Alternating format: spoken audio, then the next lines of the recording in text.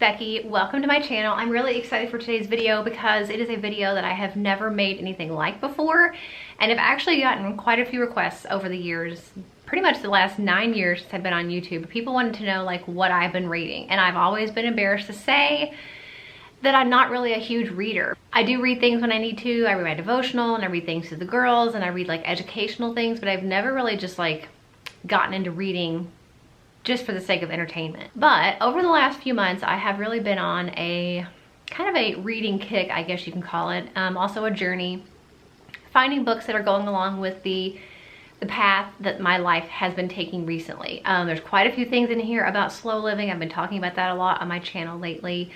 If you guys know already, my oldest is 18, so she's having a lot of those like, you know, 18, early 20s kind of a lifestyle change and a lot of those decisions that have to be made and different things that she's going to be walking through. So that's the stage of life that we're in. I mean, even though it's her life, I'm very much affected by it because I'm her mom and I care about her and I'm still very invested in her life. So that has been something that, you know, we've been going through, transitioning from being dependent on us to getting more independence, and you know what challenges sometimes that brings. Also the joys too, but definite challenges. So I have quite a few books on here to show you. I have all of them in hand except for one, which is my favorite one, which is unfortunate, but it was out of stock when I went to film this video. I personally listened to it on audiobook, and in full disclosure, I did not read all of these. I listened to a few of them on audiobook free through the library program that we have. I do definitely plan on purchasing the one I'm getting ready to share with you because I love it. Once it comes back in stock, I really want to have the hard copy to reread it and like highlight and all that stuff. But for now, I'll just have to kind of tell you what it is and show you what it looks like. It is the Ruthless Elimination of Hurry. Basically, well, first of all, I will preface this by saying all of these books I'm sharing in today's video are from a Christian perspective. So if you're not a Christian, that may or may not affect you. I feel like the information is still good and useful, but there is a lot of biblical truth woven throughout all of these books. So if that's going to be distracting for you, then you probably won't enjoy any of these. But anyway, The Ruthless Elimination of Hurry is an amazing book. I don't agree with every single thing he says, just like I don't agree with pretty much every single thing anybody says. So, you know, you kind of have to decide as you listen. There are certain things that he does, certain lifestyle choices that he makes that I personally don't agree with. But still, overall, from a Christian perspective, he is a pastor, he says. I mean, I didn't like background check him or anything, but he says he's a pastor. And I just think it's a really good book. This one in particular talks a lot about technology, which I wasn't expecting.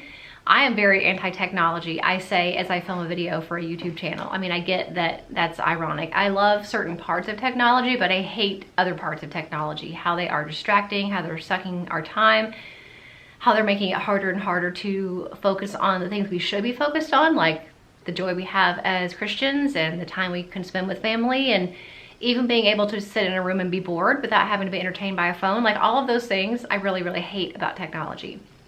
So I didn't expect that to be such a huge focus of his book, and everything that he said, I was like, I completely agree with that, and I'm glad that somebody else said it. So there's a huge focus on that, and it may be convicting for you if you are somebody who does struggle with spending too much time on a screen or being addicted to your phone and letting it take control of you and stuff like that. Then definitely, I think, even though you may not want to hear what he has to say, I think it could be pretty convicting for a lot of us.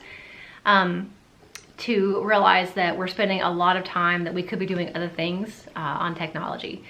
That's not the only thing the book is about, but there was a big section of that was like, that resonated with me the most because that is kind of my biggest pet peeve. So I love that. So I will be purchasing that book whenever it gets back in stock. It may be back in stock by the time this goes up for you guys, but for me, it's been out of stock for a few weeks. So love that book. The next one is Take Back Your Time, The Guilt-Free Guide to Life Balance. It's not my favorite. It was not my favorite.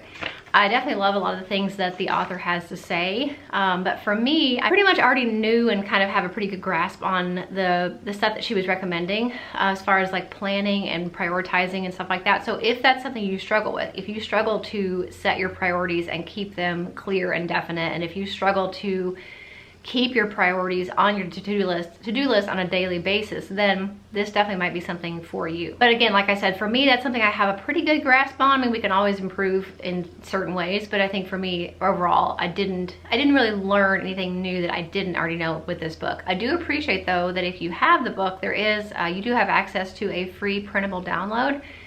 It has some like reflection questions and some things like that where you can really on paper, you know, listen or read the book and then go do your reflections about certain chapters.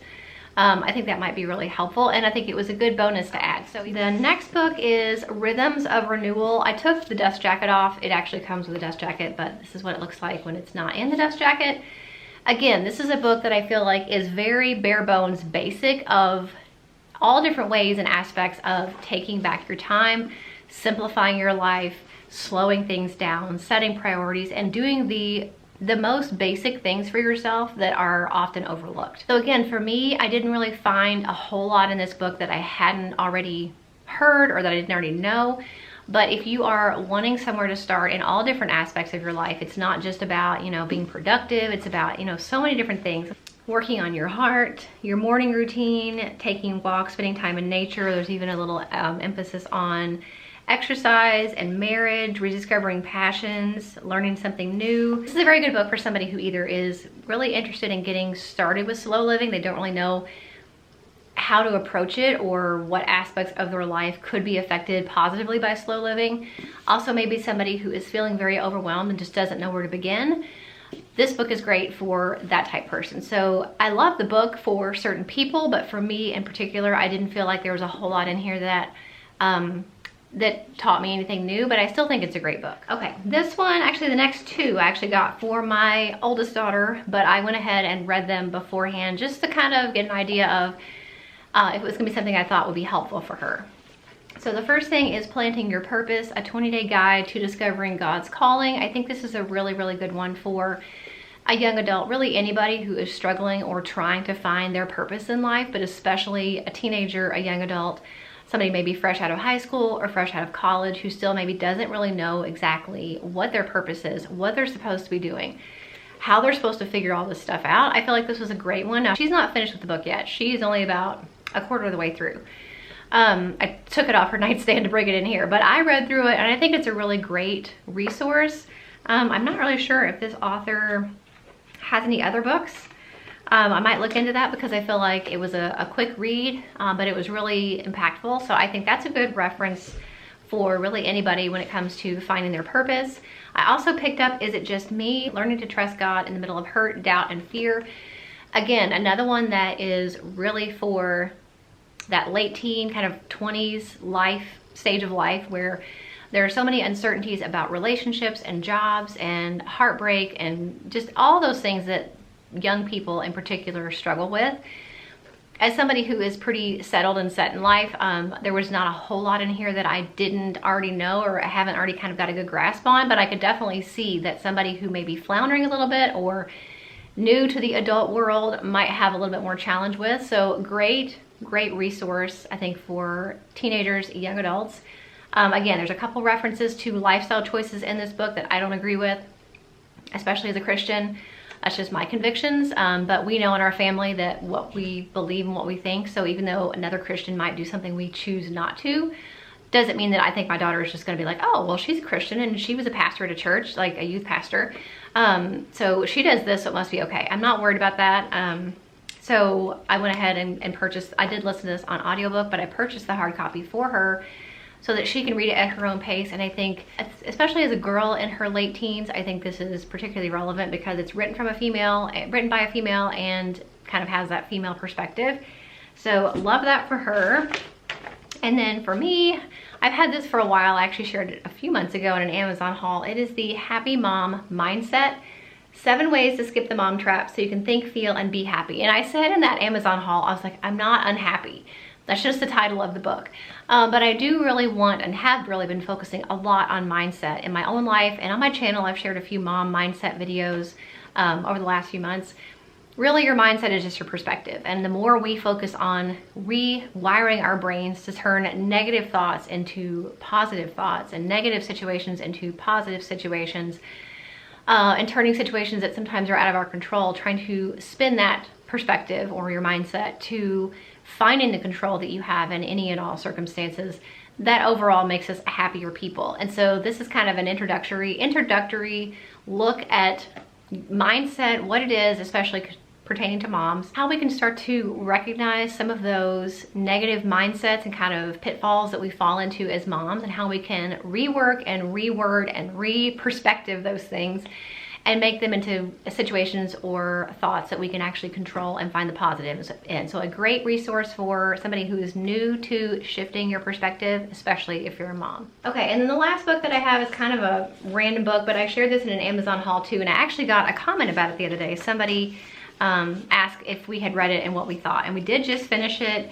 It's a very long book. I read it to my 12-year-old, and not that she couldn't read it, but it was something that I intentionally bought with the intention of reading it to her. It's just one of those things that seems best suited as like a family style book, or something that you read to your child, especially because, you know, some of the descriptions and situations in this book are a little bit heavy, especially for younger kids. Now she's 12, so she's okay with it, even though it's still a little shocking at some parts. I was like, oh, that's a lot. But this is Little Pilgrim's Progress. This is a revisioning, reworking of, what year was it? 1678.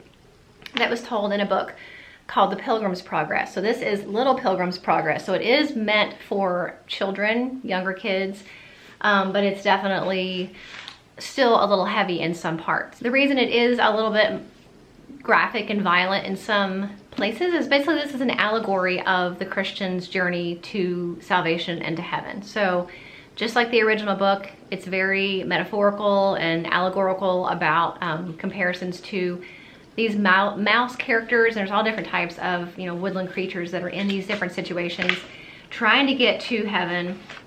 Of course, they're coming along with all these different other characters who are bad characters, who are, you know, Satan's workers, and it's telling, you know, how they tried to stop different people in different ways.